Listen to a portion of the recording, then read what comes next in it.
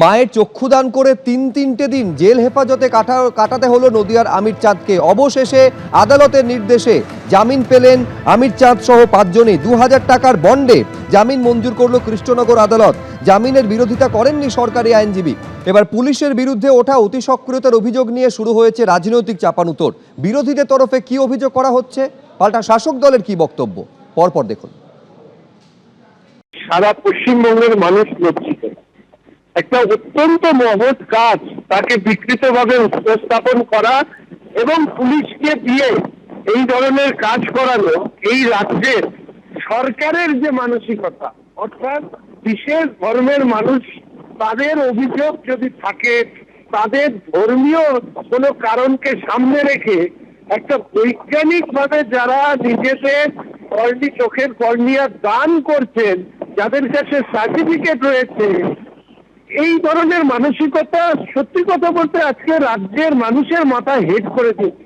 ধরনের কাজে যারা যুক্ত হতে চাইবেন, এই ঘটনা তাদের এবং তাদের পরিবারকে নিশ্চিতভাবে ভীত এবং সন্ত্রস্ত করে তুলবে। ভবিষ্যতে বিজ্ঞান চর্চার ক্ষেত্রেও এটা একটা বড় প্রতিবন্ধকতা তৈরি করতে পারে। মানুষ নিজের চোখ বা নিজের অর্গান ডোনেট করতে ভয় পাবে, মানুষ দেহদান করতে ভয় পাবে, অর্গান ডোনেট করতে ভয় পাবে। নিজের চোখ ডোনেট করতে, নিজের কোনো অর্গান ডোনেট করতে বা নিজের মৃত্যু মরণোত্তর দেহদান করতে মানুষ ভয় পাবে। কারণ মানুষের মনে যে আমার শেষ ইচ্ছা পূরণ করতে গিয়ে আমি চলে যাব, আমার মৃত্যুর পরে আমার সন্তানকে অর্গানিতে করতে হবে। তাই এত বড় একটা স্যাক্রিফাইস, মানুষ যখন পৃথিবী থেকে চলে যাচ্ছেন, উনি যে পৃথিবীতে থাকবেন না সেই পৃথিবীতে উনাকে মানুষের জন্য উপকার করে যেতে চাইছেন। মানুষের যে একটা পবিত্র সদিচ্ছা, সেইটার পথ বন্ধ হয়ে যাবে মমতা ব্যানার্জির পশ্চিমবাংলায় পুলিশের এই ভূমিকার জন্য। আমরা চাই দৃষ্টান্তমূলক শাস্তি এই পুলিশবাদী এবং এই মিথ্যে অভিযোগ, যার করা মিথ্যে অভিযোগে এই ভদ্রলোকের হয়রানি হলো, তারা যেন দৃষ্টান্তমূলক শাস্তি পায়। ঘটনা হয়েছে, সেই ঘটনা নিশ্চিতভাবে অনাকাঙ্ক্ষিত। ইতিমধ্যেই কোর্ট বলেছে যে পুলিশের আরেকটু সচেষ্ট হওয়া প্রয়োজন ছিল, কারণ প্রাইমারিলি অভিযোগের ভিত্তিতে প্রতিবেশীরা অভিযোগ করেছিলেন তার পুত্রের বিরুদ্ধে। সেই জায়গায় যখন অভিযোগ আসে, পুলিশ অভিযোগ নিয়েছে, অভিযোগ গ্রহণ করেছে, কিন্তু যে বিরোধীরা বলছে তারা কোন মুখে বলে। ক্ষেত্রে যে ঘটনা ঘটেছে চক্ষুদানের মতো ঘটনা, সেই ঘটনা নিশ্চিতভাবে আরো মানুষের এন্ডোর্স করা উচিত, যাতে এই ধরনের চক্ষুদানের মতো প্রক্রিয়া ঘটনা বাড়ে, অঙ্গদানের মতো ঘটনা বাড়ে, যাতে মানুষ আরো বেশি উৎসাহিত হয়, যাতে আগামী দিনের ছাত্রছাত্রীরা তাদের পড়াশোনার ক্ষেত্রে আরো বেশি সুবিধা হয়। সেই ঘটনা এন্ডোর্স করা উচিত। এক্ষেত্রে যেটা হয়েছে, পুলিশকে কোর্ট বলেছে আরো বেশি তৎপর হয়ে আরো অনুসন্ধান করে তারপর গ্রেফতারের দিকে এগোনো উচিত ছিল। নিশ্চিতভাবে কোর্টের ঊর্ধ্বে কেউ নয়। প্রশ্ন হচ্ছে পুলিশের ভূমিকা নিয়ে। যে পুলিশ অতি তৎপরতা দেখালো আমির চাঁদ সহ 5 জনকে গ্রেফতারির ক্ষেত্রে, সেই পুলিশের পদক্ষেপ কোথায় যেখানে 9 জনের বিরুদ্ধে অভিযোগ রয়েছে তার বাড়িতে হামলা চালানো, ভাঙচুর চালানো, এমনকি লুটপাটের, যাদের বিরুদ্ধে অভিযোগ দায়ের হয়েছে, এফআইআর রয়েছে, এমনকি তাদের কেউ কেউ আমির চাঁদ এবং তার পরিবারকে হুমকি দিচ্ছেন বলে অভিযোগ। একজনকেও এখনো পর্যন্ত কেন পুলিশ গ্রেফতার করলো না, উঠছে প্রশ্ন।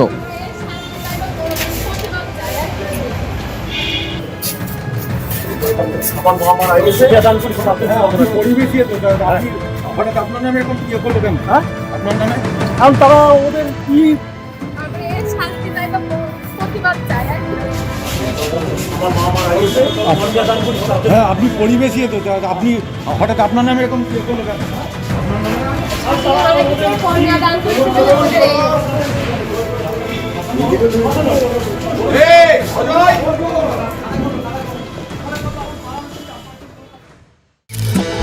নির্বাচন যত এগিয়ে আসছে ততই রাজনৈতিক চাপানুতোর, রাজনৈতিক দরজা শোনা যাচ্ছে ব্যারাকপুরের রাজনৈতিক মহলে।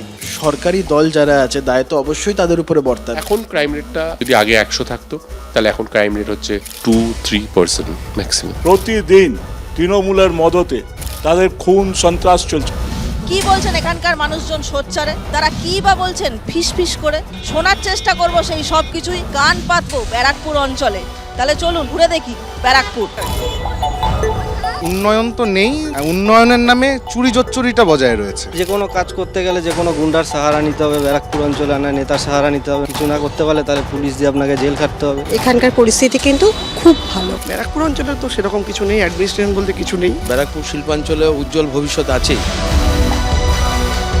ব্যারাকপুর পৌরসভা, টিটাগড় পৌরসভা আর এই দুই পৌরসভার যত ওয়ার্ড আছে সেই সবকটাই কিন্তু ব্যারাকপুর বিধানসভা কেন্দ্রের অন্তর্গত। গত বিধানসভা ভোটে এখান থেকে তৃণমূলের প্রার্থী হয়ে জিতেছিলেন রাজ চক্রবর্তী, পেয়েছিলেন প্রায় 69,000 ভোট। দ্বিতীয় স্থানে ছিলেন বিজেপির প্রার্থী চন্দ্রমণি শুক্ল, তিনিও পেয়েছিলেন 59,000-এরও বেশি ভোট। রাজ চক্রবর্তীকে এখানে শুধুমাত্র বিভিন্ন অনুষ্ঠানে পাওয়া যায়, সাধারণ মানুষ নিজের দুঃখ দুর্দশার কথা বলার জন্য রাজ চক্রবর্তীকে পান না। আমাদের মাননীয় মুখ্যমন্ত্রী মমতা বন্দ্যোপাধ্যায় মানুষের জন্য 365 দিন ভাবে এবং নানা রকম ভাবে মানুষের পাশে থাকে। ব্যারাকপুর অঞ্চলকে ইন্ডাস্ট্রিয়াল ডেড বডি বলা হচ্ছে, কাদের ওপর দায় চাপাবে? অবশ্যই তৃণমূল। সরকারি দল যারা আছে দায় তো অবশ্যই তাদের উপরে বর্তাবে। সবাই মিলে এটা করেছে, শুরু করেছে সিপিএম, তারপরে বিজেপি। তৃণমূলের যিনি বিধায়ক, তার নেতৃত্বে যারা এখন কাউন্সিলর হয়েছে, তার একটা বড় অংশ সমাজ বিরোধী। মানুষের হাতে কাজ নেই বলে এই ইন্ডাস্ট্রিয়াল বেল্টে ক্রিমিনালাইজেশন বাড়ছে। অনেকটা কন্ট্রোল, অনেকটাই ক্রাইম রেট কমেছে। এই বিভাজনের রাজনীতির বিরুদ্ধে